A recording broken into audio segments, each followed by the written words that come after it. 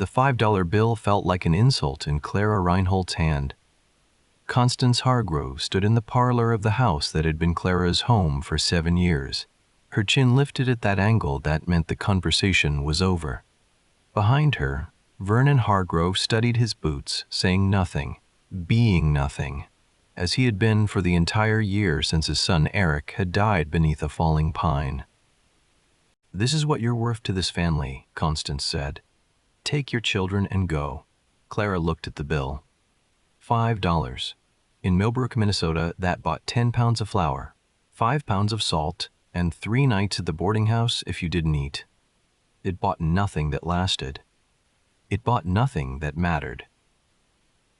"The children," Clara started, "are Hargroves by blood," Constance cut her off. "When you've spent that $5 and have nowhere else to go, bring them back. I'll raise them properly, away from your influence." 7-year-old Nils appeared in the doorway, his face tight with confusion. Behind him, 4-year-old Maja clutched her cornhusk doll, the one Eric had made the Christmas before he died. "Mama," Nils said, "why is grandmother shouting?" Clara folded the $5 bill and slipped it into her pocket. She would not cry in this house. She would not give Constance that satisfaction. "We're going on an adventure," Clara said, kneeling to meet her children's eyes. "Just us three. Go get your things." The children disappeared upstairs. Clara stood, smoothed her skirt, and met Constance's gaze one final time. "Eric loved me," she said quietly. "Eric was a fool," Constance replied. "And fools die young." By evening, every door in Millbrook had closed. The boarding house, "I'm sorry, Mrs. Reinhold, but we heard." "We can't have that kind of trouble." The general store, eyes that looked away. Conversations that stopped. The banker, a widow with no collateral and 2 children. "I'm afraid that's not possible." Clara sat on a bench outside the land office as the sun went down. Nils pressed against one side, Maja asleep against the other. The $5 remained unspent because there was nothing to spend it on. No one would sell to her. No one would rent. The Hargroves owned this town in every way that mattered. "Mama," Nils whispered, "where will we sleep?" Clara had no answer. But she had something else. The same stubborn refusal to surrender that had made her marry a Norwegian immigrant's son against her own family's wishes. The same iron core that had kept her standing when they lowered Eric into the ground. "We'll figure it out," she said. "We always do." That night they slept in the church's woodshed. Clara's body curved around her children like a shield against the cold. And somewhere in the darkness, Constance Hargrove told her husband with absolute certainty, "She'll be back within a month. Mark my words. And when she comes crawling, those children will finally have a proper home." The land office clerk almost laughed. For $5, he shuffled through papers without looking at her. "Ma'am, there's only one property in the county at that price. The Lindquist cabin, 40 acres out past Miller's Creek. I'll take it." Now he looked up. "You don't understand. The place is cursed. Floods constantly. Water comes up through the floor like the devil's spitting. Old Lindquist tried everything, raised the floor, dug trenches, even had a preacher out to bless it. Nothing worked. He walked away 3 years ago and never looked back." "I'll take it," Clara repeated. The clerk shrugged, produced the papers, and watched her sign.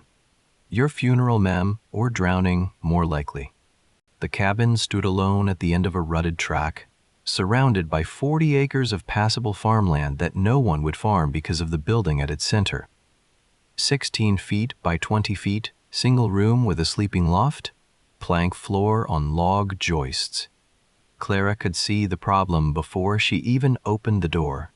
The wood around the threshold was green with moss, and water stained the bottom logs dark with permanent damp. Inside was worse. Water covered the floor in a thin sheet, seeping up between the planks. The walls glistened with moisture. The smell of wet wood and slow rot filled the air. Nils stood in the doorway, afraid to enter. "Mama, there's water inside the house.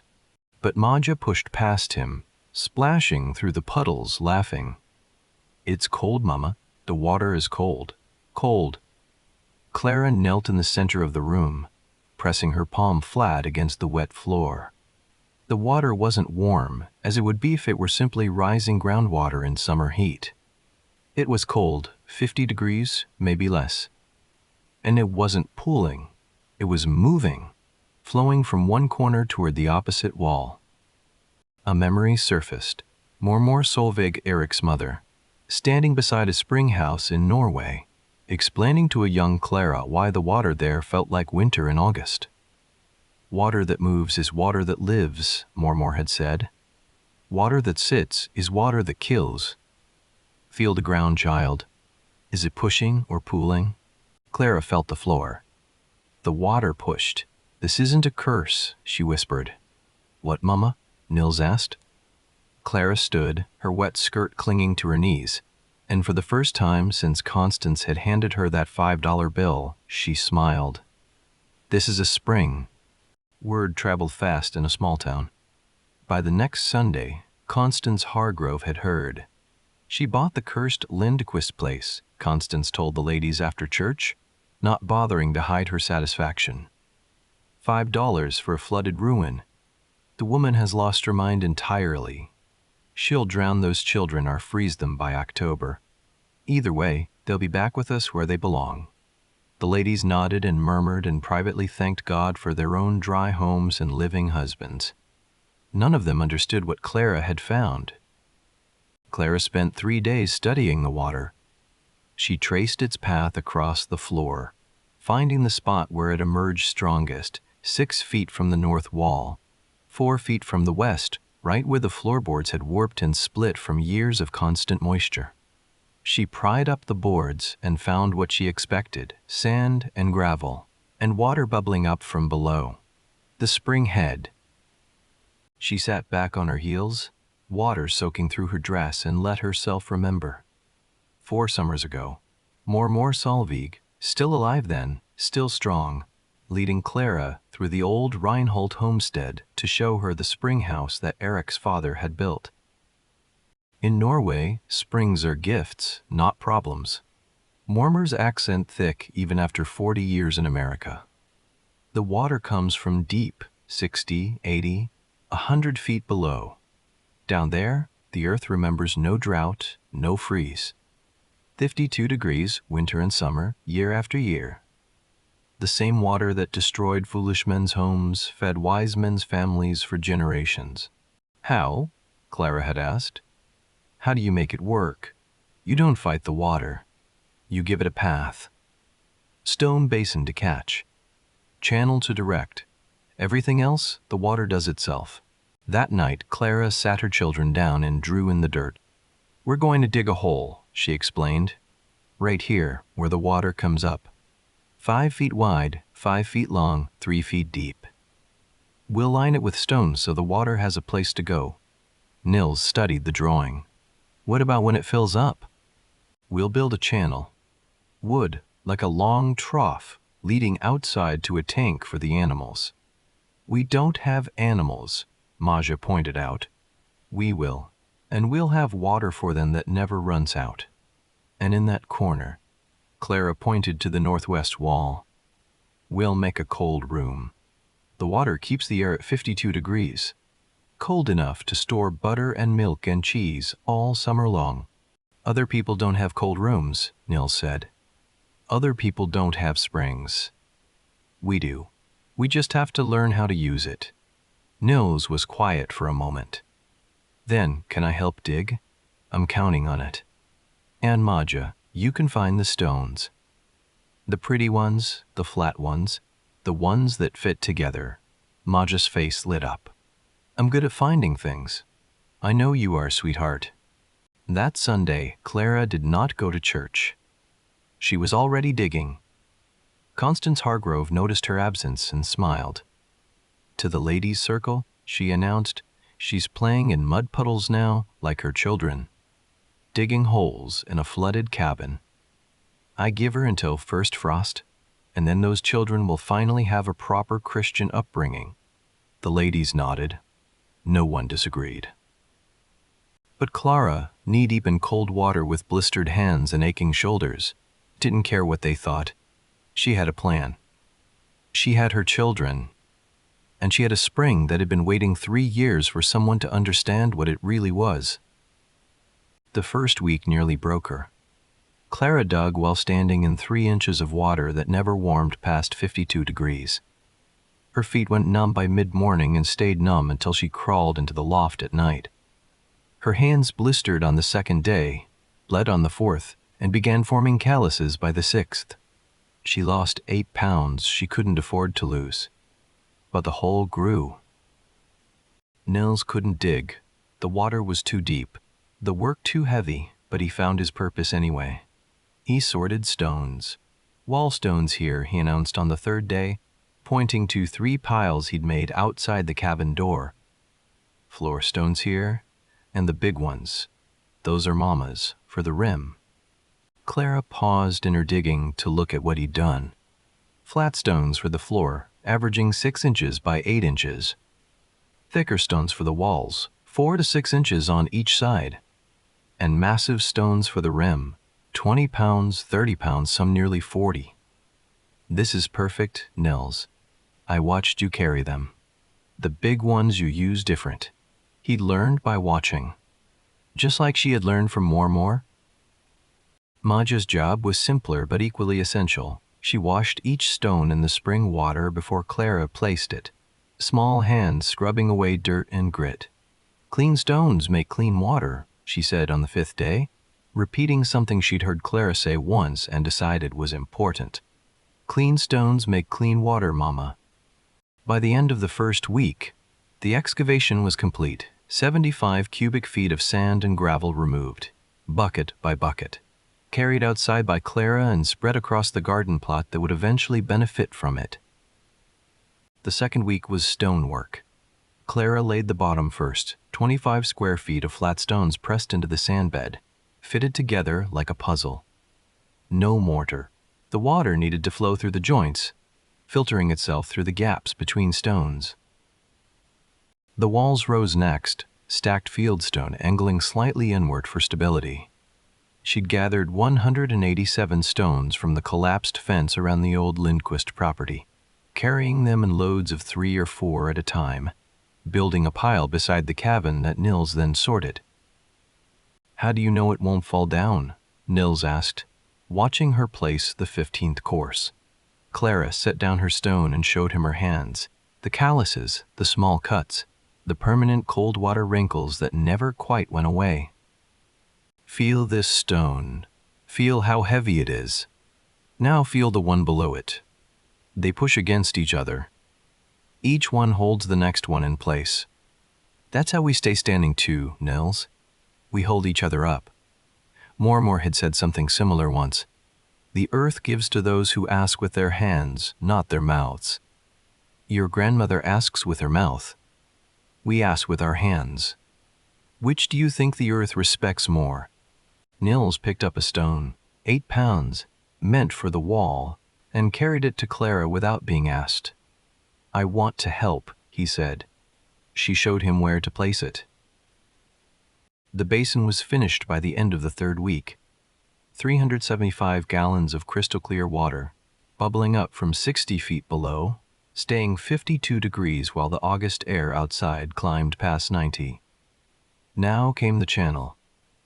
Clara salvaged cedar planks from the collapsed Lindquist barn, the only wood that would survive constant water contact without rotting within a year. She split each plank into trough sections 8 feet long, 6 inches wide, 4 inches deep, then notched the ends to fit together. The grade had to be precise, 1 inch of drop every 8 feet. Too steep and the water would splash out, wearing away the channel walls. Too flat and it would pool, breeding mosquitoes and algae. Clara used a string and a stone weight to check each section as she laid it. 40 feet of channel, connecting the basin overflow to an exterior livestock tank she'd built from more salvaged wood, 4 feet by 4 feet by 2 feet, holding 128 gallons when full. The tank refilled itself automatically, fed by the constant overflow from the basin. Clara added a wooden weir at the outlet, a notch 3 inches wide that controlled how fast the water left, keeping the tank level steady. Nils helped carry the channel sections. Maja sealed the joints with pine pitch and beeswax, her small fingers pressing the mixture into cracks that Clara's larger hands couldn't reach. "Like this, Mama?" she asked, holding up her sticky hands. "Perfect. You're sealing them so tight the fish couldn't escape." "There's fish in there?" "Not yet. But there could be, someday." The cold storage alcove came last. Northwest corner, where the spring water passed closest before exiting through the channel. Clara built a stone shelf, 4 feet by 6 feet, 3 feet high, with a shallow trough beneath where the water flowed. The constant cold would keep butter, milk, and cheese fresh through the hottest summer. She tested it with a pat of butter she'd traded labor for at the neighboring farm. After 24 hours in the alcove, still firm. After 48 hours, solid as if it had just come from a spring house. After 72 hours in 90-degree heat, perfect. The cold storage worked. That night, sitting beside her basin with her feet in the 52-degree water, Clara allowed herself a moment of quiet pride. Behind her, the children slept in the loft. Around her, the cabin that everyone called cursed was becoming something else entirely. "You cannot make people value you," she thought, remembering something Mormor had said once. "You can only become someone whose value is undeniable. Not yet, but soon." A week later, Vernon Hargrove rode past on his way to check the northern fence line. He slowed as he passed the Lindquist place, the Reinhold place now, and Clara watched him through a gap in the wall. He saw the smoke from her cook fire, the garden she'd started with the excavated soil, the goat she'd traded her wedding ring for, drinking from a tank that somehow stayed full despite the dry weather. He didn't stop, but he looked. That night, Constance asked, "Is she still there?" "Smoke from the chimney." "She's still there." Constance frowned. "The summer's been dry. That flooded cabin will be a mud hole by September. And then where will she go?" But her voice held something it hadn't before, uncertainty. Clara, kneeling beside her spring basin in the cool of evening, felt the water bubbling up between her fingers, stronger now than it had been a week ago, and smiled. The opposite problem arrived in August. Clara had built her system to handle the spring's original flow, 2.5 gallons per minute. But as the drought deepened and the water table dropped across Millbrook, something unexpected happened. The spring flowed faster. Not slower, faster. The aquifer pressure, squeezed by dropping water levels everywhere else, pushed more water up through Clara's spring head. 4 gallons per minute now. Maybe more. The basin overflowed constantly, flooding the floor again, soaking the cold storage, undoing weeks of work. Nils stood ankle-deep in water that had been under control 3 days ago, his face tight with frustration. "Mama, I thought we fixed it." Maja sat on the loft ladder, clutching her doll, watching her corn-husked baby get wet for the 3rd time that week. Clara stood in the center of her flooded cabin and felt everything crash down at once. The exhaustion of 8 weeks of labor, the isolation of having no one to help, the weight of 2 children depending on her to be stronger than she felt. She sat down in the water. Cold soaked through her dress. She had no words. Maja climbed down from the ladder, splashed across the floor, and stood in front of her mother. 4 years old, bare feet in 52-degree water, face serious as a judge. "The water is just finding its new path, Mama," she said. "We have to help it." Clara stared at her daughter. The words were Mormor's, something the old woman had said once about rivers and streams. But the voice was Maja's. "Where did you hear that?" Mormor told me. "In my dream. She said the water knows where to go. We just have to show it where we want it." Clara blinked, and then, despite everything, she laughed. "You're right, little one. we help it find its path. The solution took 3 days. First, raise the basin rim. 6 more inches of stone, adding another course around the top, increasing the capacity from 375 gallons to 425. Second, widen the weir. The 3-inch notch became 5 inches, allowing more water to exit without backing up. Third, add a second overflow. 20 feet of channel, simpler than the first, leading to the garden plot on the south side. The increased flow that had been a problem became irrigation that would keep vegetables alive through the drought. By the time Clara finished, her cabin had 2 water channels leaving it, one to the livestock tank, one to the garden, and both ran constantly. 4 gallons per minute, 5,760 gallons per day, flowing through her land while the rest of Millbrook dried to dust. The problem had become an asset. Mrs. Patterson's well went dry that week.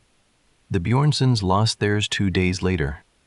Word spread through town the water table was dropping. Dig deeper or haul from the river 6 miles away. $1 a barrel. But at the cursed Lindquist cabin, water kept flowing. Constance Hargrove heard the reports and frowned. "She's still there," Vernon said. "The spring is still running. Springs dry up," Constance replied, though her voice was less certain now. "Everything dries up eventually. 60 feet below Clara's floor, the aquifer didn't care what Constance Hargrove believed. 38 days without rain. Clara had never seen anything like it. The sky turned white with dust. The grass crunched underfoot like old paper. Miller's Creek, which had given the area its name, shrank to a trickle and then to nothing. A dry bed of cracked mud where children used to catch frogs. The town wells failed one by one. Mrs. Patterson, dry at 22 feet. The Bjornsons, dry at 25 feet. The Hendersons, the Moravecks, the Lindstroms, dry, dry, dry. By the 4th week, 8 of Millbrook's 12 wells had hit bottom. The remaining 4 dropped 6 inches every day, their owners rationing water like gold. At the Hargrove estate, the main well, 28 feet deep, the deepest private well in the county, showed mud at 26 feet. "We need to dig deeper," Vernon said. "To what?" Constance replied. The Hendersons dug to 35 feet and hit solid clay. "There's no water down there." Clara's spring ran stronger than ever. The drought pressure that had collapsed surface wells pushed the aquifer harder, forcing more water up through her spring head. 4 gallons per minute became 4.5. The basin overflowed constantly. Both channels ran full. Her garden, the only green thing visible from the road, produced beans, squash, and tomatoes while everyone else's crops withered. Nils and Maja splashed in the overflow runoff, laughing, their feet in water that never stopped flowing. Clara watched them and felt something she hadn't felt in months: hope. The crisis came to the Hargroves on the 32nd day. 12 cattle dead by then. The rest crowded around the last mud puddle of the stock pond, bawling for water that wasn't there. Vernon rode the fence lines looking for signs of rain that never came. Constance stood in her kitchen and turned the tap on her indoor hand pump, one of the finest in the county, and watched nothing come out. "Vernon," she said quietly, "the children, the Hargrove grandchildren, Eric's sister's children, were staying for the summer. 3 of them, ages 5, 7, and 9. They needed water. Everyone needed water. And there was only one place left that had it." The Hargrove buggy raised dust on the road to Clara's cabin. She saw it coming from half a mile away and set down her hoe. Her garden was the only one still producing, 400 pounds of vegetables so far, and more ripening every day. But she stopped working and watched the buggy approach. Constance Hargrove, Vernon Hargrove, and in the back seat, 3 children who looked hollow-eyed and desperate. Clara's children appeared beside her. Nils, face hard with recognition. Maja, still holding her watering can. "Mama," Nils said, I know." The buggy stopped. Constance climbed down, her dress dusty, her face drawn. For the first time since Clara had known her, the woman looked uncertain. "Mrs. Reinhold," Constance began. "Mrs. Hargrove." A long silence. Then Constance spoke the words Clara had never expected to hear. "Our well is dry. The cattle are dying. The children." She stopped, swallowed. Her voice, when it came again, held none of its usual steel. "We need water, please." Nils stepped forward. "After what you did to us." "Nils," Clara said quietly. "They kicked us out. They gave you $5 and told you to leave." His voice rose. "They said you were crazy. They said we'd drown." Maja tugged on Clara's hand. Clara looked down at her daughter, who was looking at the 3 Hargrove children in the buggy. The youngest, 5 years old, the same age as Maja, had been crying. Her lips were cracked. Her eyes were dull. "Mama," Maja said, "they're thirsty." Clara looked at Constance Hargrove, who had called her worthless. At Vernon Hargrove, who had said nothing while his wife threw her out. At the 3 children in the buggy, who had done nothing wrong except be born into a family that valued pride over compassion. Mormore's voice echoed in her mind, "Granite holds grudges. Water finds paths. Be water, child. Flow around the stone. Show them who you are, not who they made you." Clara stepped aside and opened her door wide. "Come in," she said. "All of you. There's water enough for everyone." Inside, Constance Hargrove saw the spring basin for the first time. Clear water bubbling up from below. Fieldstone walls built by hand. The overflow channel running constantly to the tank outside. "You built this?" Constance asked, her voice small. "From that flood?" "Mormor taught me. Water that moves is water that lives." The Hargrove children drank until their stomachs rounded. Maja showed the youngest how to cup her hands properly, how to let the water fill the hollow before bringing it to her mouth. Vernon stood by the basin, watching the water flow. "We'll pay for this," he said. "Whatever you want." Clara shook her head. "You'll pay nothing, but you'll carry some back for the Moravec baby. She's sick from the heat. And the Patterson family. And anyone else who needs it." Vernon looked at her, really looked, and something in his face changed. "I'll do that," he said. Constance remained by the door, unable to meet Clara's eyes. "I was wrong about you," she finally said. "I was wrong about everything." Clara didn't answer.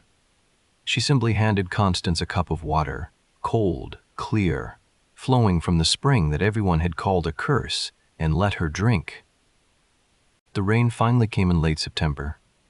But by then, Clara's spring had watered 17 families, more than 200 head of cattle, and saved at least 3 children from heat sickness, including the Moravec baby, who recovered completely after 3 days of cold spring water and shade. The drought had broken something in Millbrook. Not just the ground, but the barriers between people. Families who had looked away when Clara walked past now nodded and smiled. The general store extended credit. The banker, without being asked, wrote up papers reducing her interest rate. And Constance Hargrove, at Christmas dinner in her own home, stood before the assembled family and said, "I told this woman she was worth $5. I gave her what I thought was the worst land in the county. And she turned a curse into a blessing that saved us all." Constance's voice caught, and she paused to collect herself. Eric would be proud of her. I should have seen what he saw from the beginning.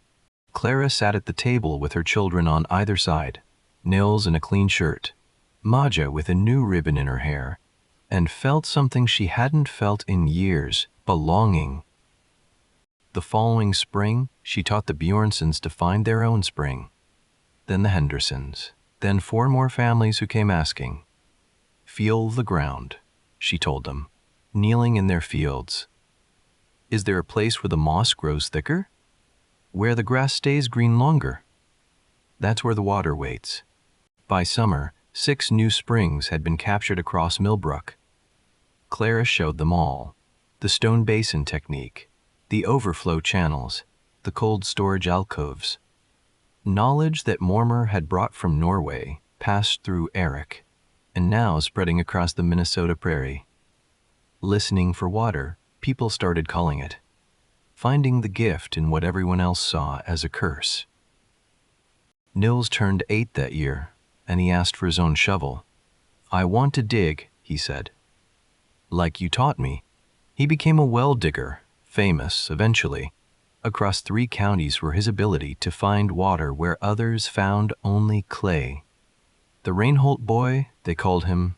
He listens different. Maja became a teacher. She taught for 43 years in the Millbrook schoolhouse, and every year, when the spring rains came, she told her students, "Water that moves is water that lives." And so are people who keep moving forward. Clara remarried in the spring of her 29th year to Samuel Henriksen, the doctor's son who had helped carry water during the drought and kept coming back afterward.